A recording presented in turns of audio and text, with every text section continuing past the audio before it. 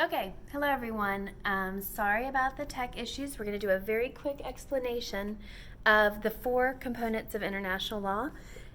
So you have all of this on the board is that A through A, B, C, and D aspects of a good legal argument. And we started with the idea that first you must start with the law itself. Before you can hold people accountable to having broken a rule or followed a rule, you must first explain what you must identify the law here. You must identify what the law even is here. Next, what you want to do, and there's a lot of art in this one. This is the interpretation of the law, and there's a lot of art that will go into this. You'll start to see if somebody wants to argue one way or the other, then this will look distinct. This will look different if you're trying to argue that somebody broke a law or when somebody followed a law. But for now, just trying to make sure you understand the law, I would highly recommend breaking it up into those component parts I talked about earlier with the actors. Here you have, I'm going to write that more clearly. To whom does this law apply? Okay. The actions, right? What does it say these actors have to do in international law? And here you have the options of there are rights and there are duties and obligations. And then finally you have the conditions under which these kind of rights and duties are allowed. Okay, and in the example here of international law, international humanitarian law would say kind of during war, certain actors are obliged to do certain things. Okay? So right here, these two components of law, of international law, or a legal argument in general, really just talk about the law itself. And this is also called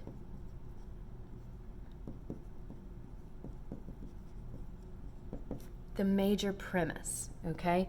The assumption about generalizably how things should work before you get into the focus of the minor premise, which is a specific case, okay? So here you have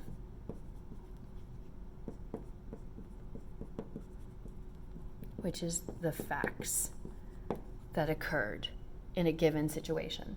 Okay, in a given conflict for which we are going to court over, okay?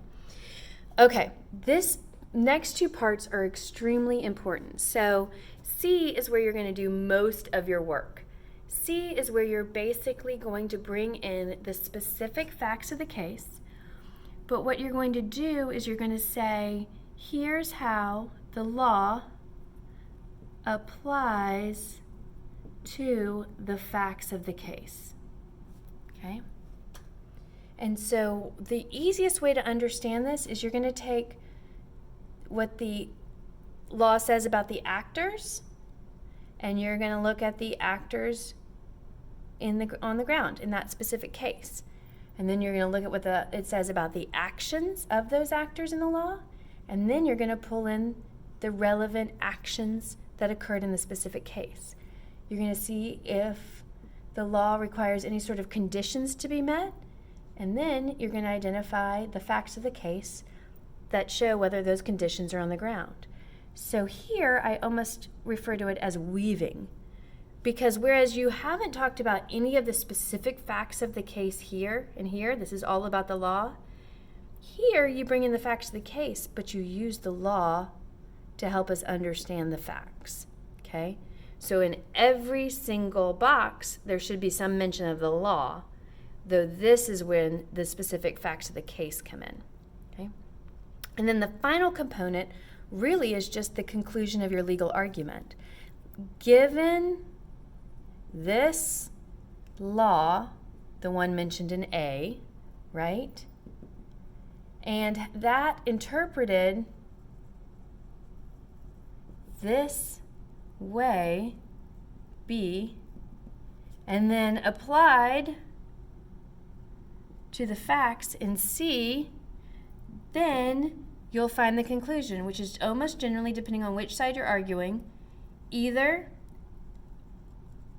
the actor is found in compliance of that law, or in violation of that law, depending on whether you think the person on the ground the actor on the ground that we're talking about for this particular case broke the law or followed it all based on your interpretation. Right? We'll cover all this next week, but I just thought it would be nice to give a little sampling of it. So, yeah, hope it helped.